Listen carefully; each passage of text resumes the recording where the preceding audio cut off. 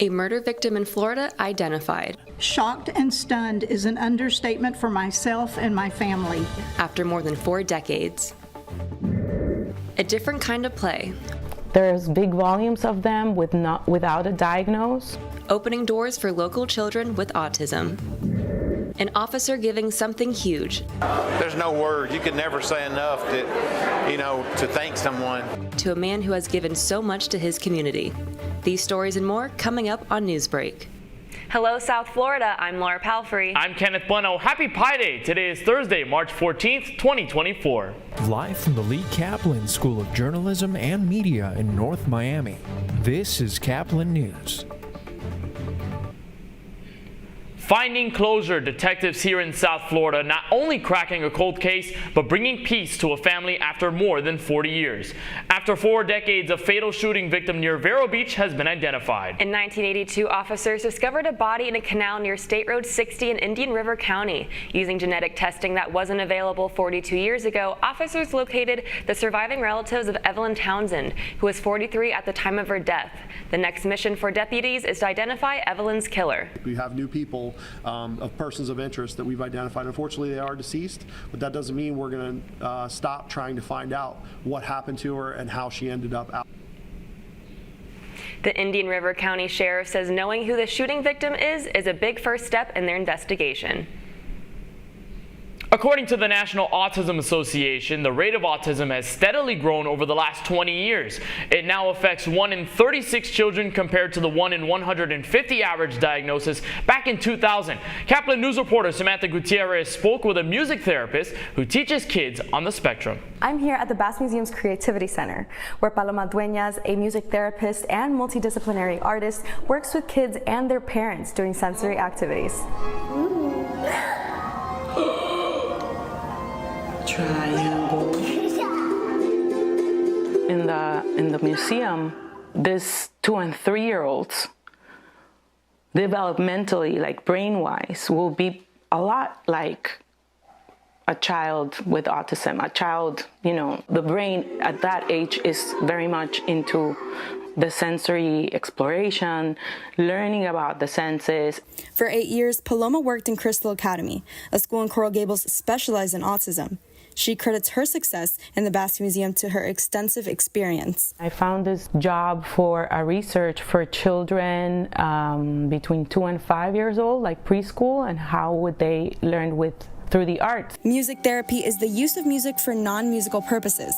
Paloma has been a music therapist for 22 years. This number of how many kids through my career have drastically increased. According to the CDC, the prevalence of autism in the U.S. has risen from 1 to 150 children in 2000 to 1 in 36 children in 2020. The school system is not ready. There's big volumes of them without a diagnosis. We need alternative ways of learning overall. The Bass Museum's Creativity Center also invites therapists and parents into the sessions to help these kids on the spectrum participate and enjoy art. Reporting for Caplin News, I'm Samantha Gutierrez. Given the increased violence in Haiti, Florida Governor Ron DeSantis is implementing measures to guard against a potential surge of Haitian immigrants. Governor DeSantis is deploying additional resources to Florida's southern coast to combat illegal immigration. This includes over 250 officers and soldiers, along with air and sea defense efforts. Despite the initiative, the Coast Guard reports no recent increase in migration from Haiti. Hunter Biden is saying no to an invitation to attend a public hearing before Congress, with his attorney describing it as a, quote, circus act. During a 6-hour closed-door deposition last month, the president's son answered all the questions posed by Republicans in the House Oversight and Judiciary Committee's impeachment inquiry into his father. Hunter's attorneys criticized the chairman for inviting former business partners to the hearing. He denies any claims of his father's involvement in his overseas business dealings. This morning, friends, family, and loved ones celebrate the life of Breonna Taylor after her death 4 years ago. Many from the community, including the Grand Rapids police chief, gathered on the street bearing Breonna Taylor's name yesterday. The city mourned the loss of Taylor after she was killed in 2020 by a police raid in her Louisville, Kentucky apartment. Breonna's sister, Dee Dee Taylor, explains that each year this day will serve as a celebration of her life. I wish I could have gave her one last hug. I wish I could have had one last phone call. I wish I could have just known that something like this will happen, because I'll have the opportunity just to share with her how much I love her and appreciate her, and I'm proud of her.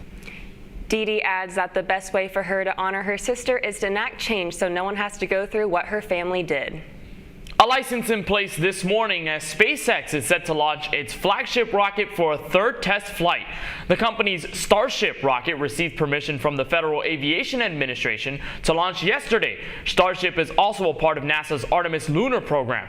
The flight will land in the Indian Ocean after the last 2 tests resulted in explosions, with a plan to land in the water near Hawaii. A deputy honored this morning after an act of kindness that saved a life. As WBRZ's Abigail Witham reports, a deputy did this for an absolute stranger. In November, high school football coach Herbert Davis received a phone call that would change his life. You know, you had your doubts, would you ever get one, and but we just stayed faith in the Lord, and got the call in late November. The news? That someone was donating a kidney to him. Oh, it's very emotional. I waited 5 years, did dialysis 5 nights a week for 4 hours at a time. The hero was a stranger and also a law enforcement officer, Captain Patrick Johnson of the Ouachita Parish Sheriff's Office. As I told him when he came to see me before I got out of the hospital, I mean, there's no words. You could never say enough to thank someone. But it's just it's an unbelievable thing to be able to do that for someone.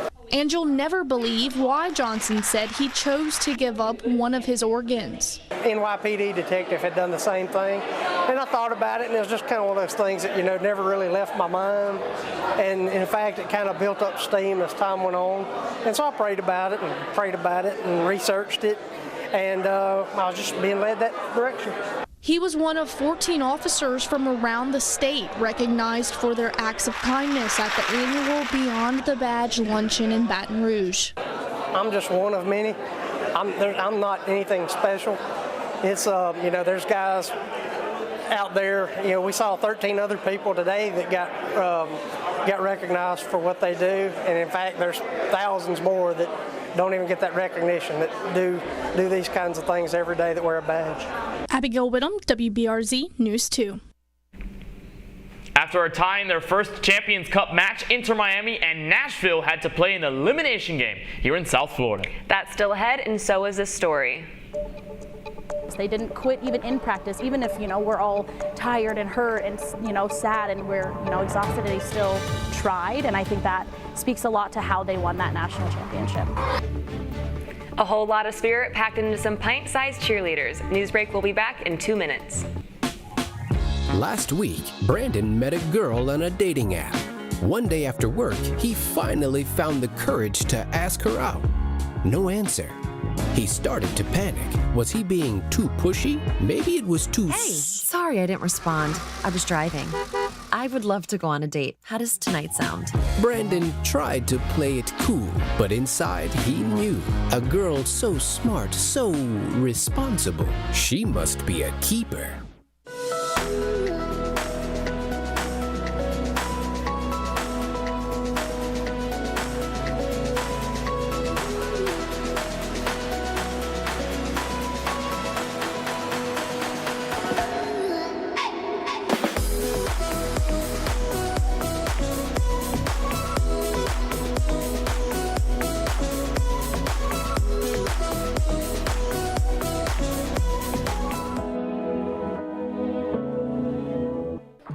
How do you know when you've made the right decision?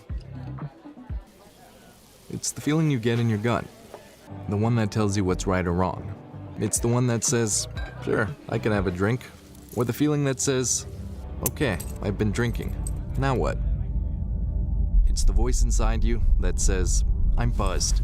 Better leave the car when it's time to go. Plan ahead. Catch a sober ride. buzz driving is drunk driving. Every day, millions of people are connecting. And even though we're overcoming obstacles, watching each other's backs, and banding together, we should still make an effort. We should still make an effort to get to know each other on a deeper level. Father, cosplayer, mentor, actor. It's time we take a step forward. It's time we take a step forward. Come together and discover how accepting our differences can make us stronger.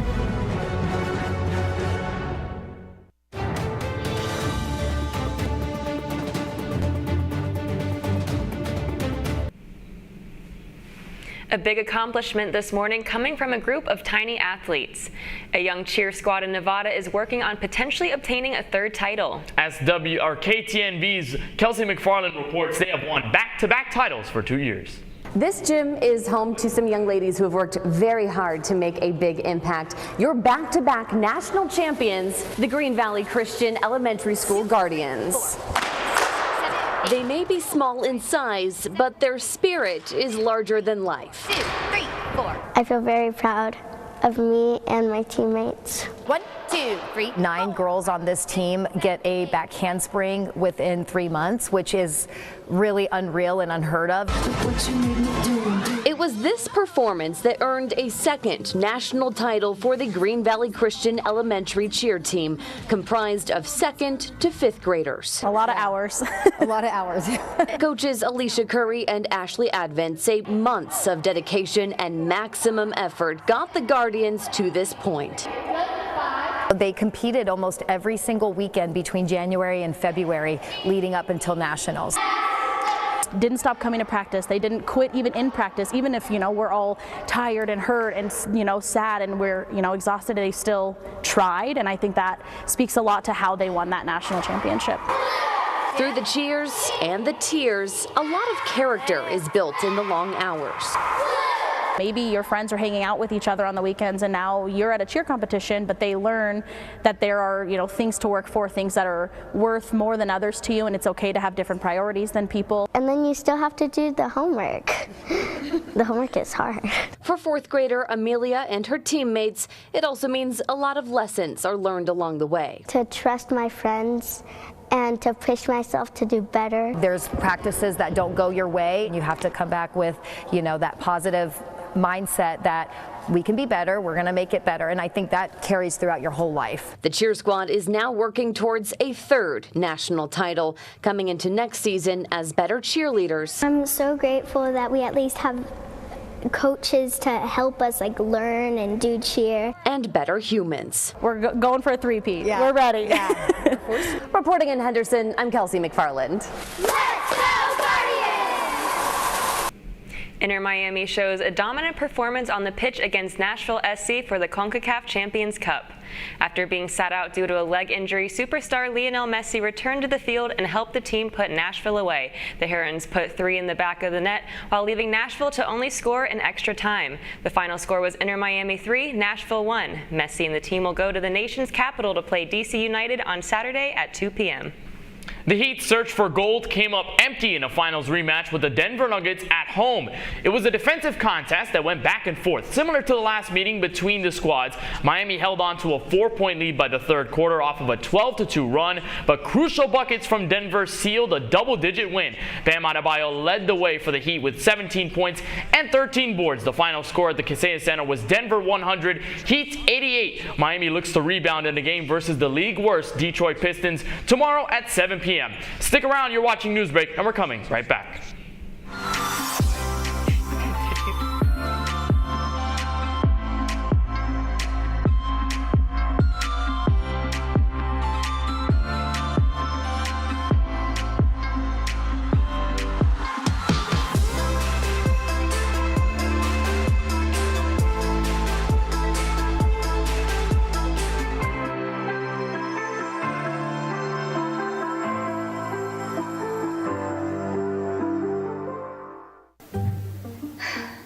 Really use a new tablet. I just don't have the money.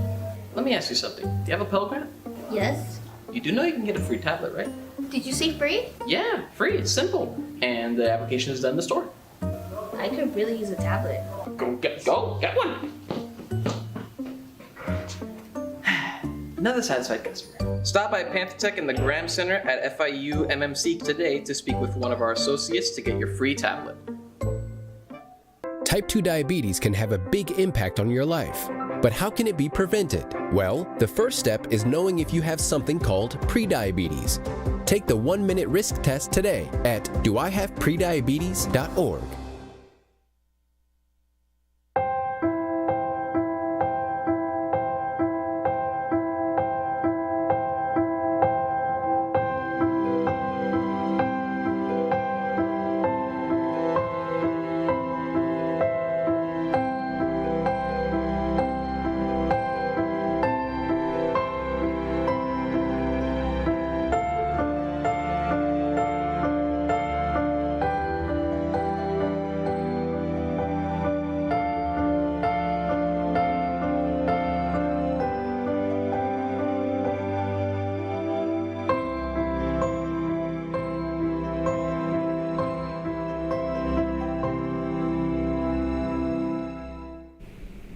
Well, that's all the time we have for Newsbreak today. I'm Kenneth Bueno. I'm Laura Palfrey. Get more news anytime at caplinnews.fiu.edu.